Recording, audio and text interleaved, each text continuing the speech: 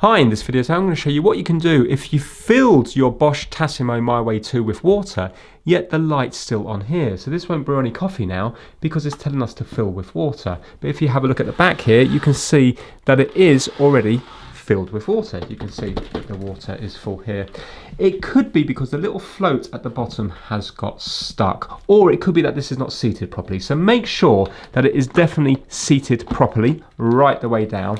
And if it is, the next thing to check will be the float. If you live in a hard water area, over the months and years, you might have found that scale has built up around the float and it's not allowing it to travel up and down. So if you have a look here, you can see that at the moment the float is stuck down the bottom. So I'm just going to take off the lid by just pressing this here and taking this out this way. And now I'm going to take out the filter compartment here.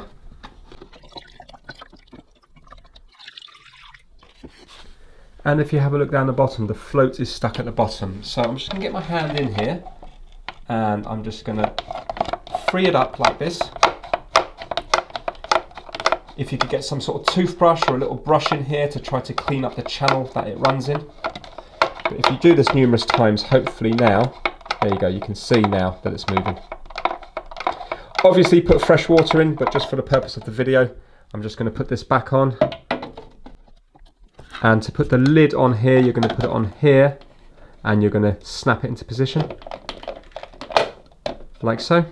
And now if we put it on the back here, we should find that it's now registering okay because the float is now high up. There you go. Can you see now that the red light's gone from there, and it will allow me to brew coffee again. So if that's happened to you, just check the float at the back. Hopefully you'll be able to free it up, give it a nice good clean, and then your Bosch Tassimo My Way 2 will start working again. Thanks for watching.